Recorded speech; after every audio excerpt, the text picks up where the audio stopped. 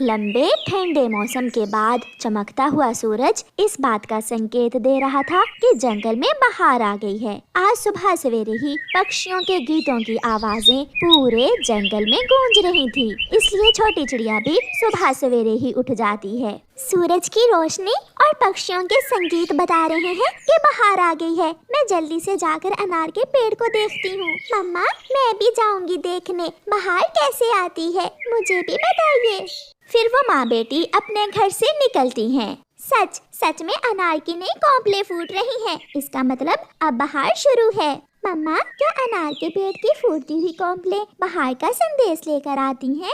हाँ बेटी, जब मैं छोटी सी थी तो मेरी मम्मा बताया करती थी कि जब बहार आती है तो सबसे पहले अनार के पेड़ के नए पत्ते निकलना शुरू होते हैं। गुड़िया बेटी, अब आप घर जाओ और मैं जंगल के दूसरे पक्षियों को बता दूं। बहार आने की खुशखबरी मैं सबको बता दूं। गुड़िया घर चली जाती है और मम्मा चिड़िया शोर मचाती हुई जंगल जाती है। बहार आ गई, बहार आ गई, अनार का पेड़ फूट रहा है, बहार आ गई। चिड़िया, बहार आ गई, क्या अब हम फिर से लौटकर अपने जंगल वापस जाएंगे? चिड़िया रुकती है। हाँ मिठू, सब तैयारी करो, अपने जंगल वापस जाने की तैयारी करो, बहार आ गई है। चिड़िया आगे बढ़ती है। सब तैयारी कर लो, वापस जाने की तैयारी कर लो, बहार आ गई है। बरगद के बड़े पेड़ पर सब पक्षी इकट्ठे हो जाते हैं।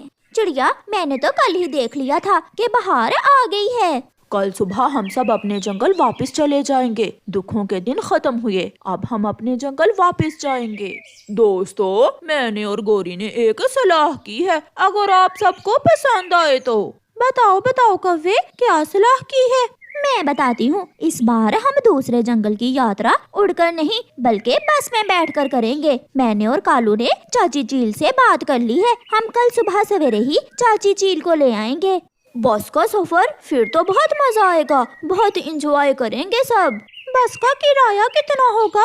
केवल 20 दाने चावल के। फिर तो बहुत अच्छा है, 20 दाने चावल देकर हम उड़े बिना अपने जंगल वापस पहुंच जाएंगे। चिड़िया खामोश थी। कालू कौवा चिड़िया से पूछता है, चिड़िया, सबसे ज्यादा बहार के आने का शोर तुम मचा रही थी और अब चुप हो, क्या बात है? आप सब बस पर वापस जाओगे, मगर मेरे पास तो बस का किराया देने के लिए 20 दाने चावल नहीं है, मैं कैसे जाऊंगी? छोटी चिड़िया, तुम जैसे गरीब पक्षी ऐसे मौके पर हमेशा दूसरों को परेशान करते हैं। जाना कैसे है? तुम अपनी बेटी को साथ लेकर उड़कर आ जाना। फिर सब अपने अपने घरों को चले जाते हैं। मम्मा, क्या बात है, कुछ हुआ है? गुड़िया बेटी, सब पक्षी चील चाची की बस पर पुराने जंगल वापस जा रहे हैं, मगर हमारे पास बस का किराया देने के लिए 20 दाने चावल नहीं है। मम्मा, आप चिंता न करें, अगर हमारे पास बस का किराया नहीं है तो हम उड़कर चली जाएंगी। अगर ये सफर सबके साथ होता तो कितना अच्छा लगता, रास्ते में बातें करते जाते। मम्मा, अगर आपके दोस्तों को इस बात का दुख नहीं है तो फिर हमें क्यों?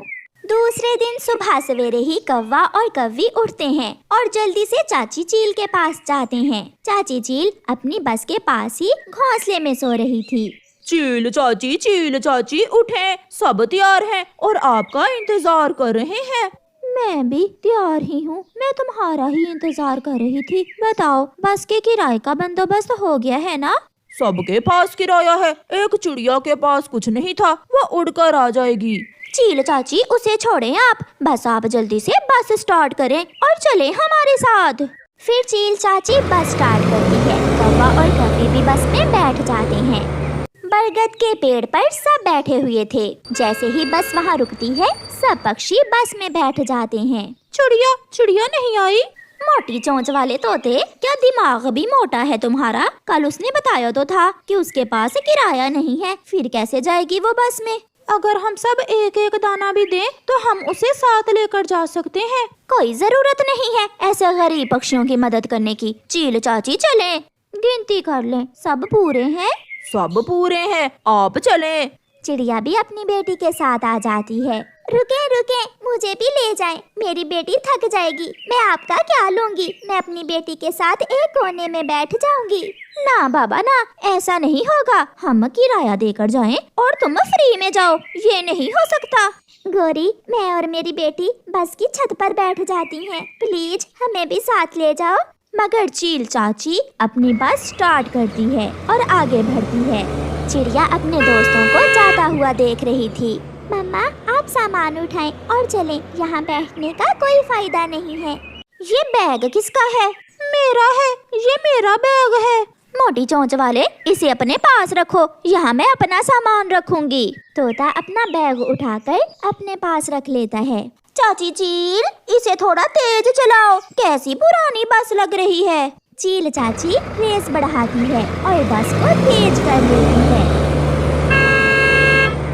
मम्मा चिड़िया और गुड़िया बहुत पीछे रह जाती हैं। तेज उड़ने के कारण वो बहुत थक जाती हैं और एक पेड़ पर बैठ जाती हैं। गुड़िया, गुड़िया बेटी, मुझसे और तेज नहीं उड़ होता। थोड़ा आराम करने के बाद हम फिर से उड़ेंगे। गुड़िया थकी तो नहीं थी, मगर वो भी अपनी मम्मा के साथ बैठ जाती है।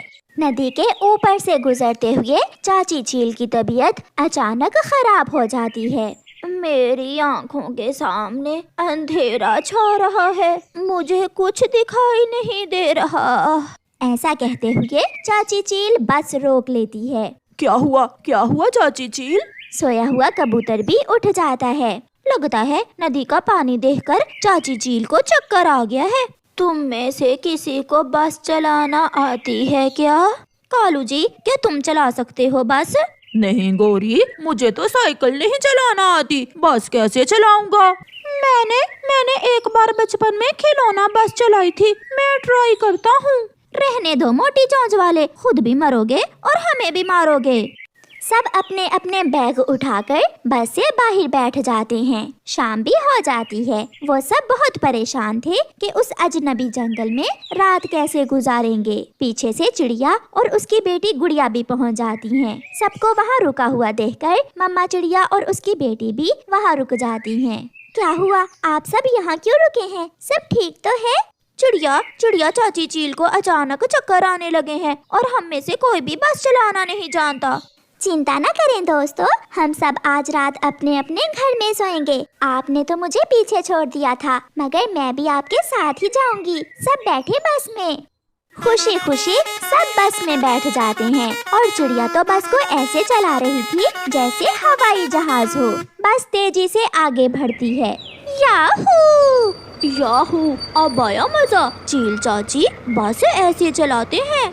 थोड़ी ही देर में वो सब अपने जंगल में पहुंच जाते हैं। प्यारे दोस्तों, अपने दोस्तों को मुश्किल समय में कभी अकेला ना छोड़ें। और प्यारे दोस्तों, इस कहानी को लाइक, अपने दोस्तों के साथ शेयर और चैनल को सब्सक्राइब करना बिल्कुल मत भूलना। आपका धन्यवाद।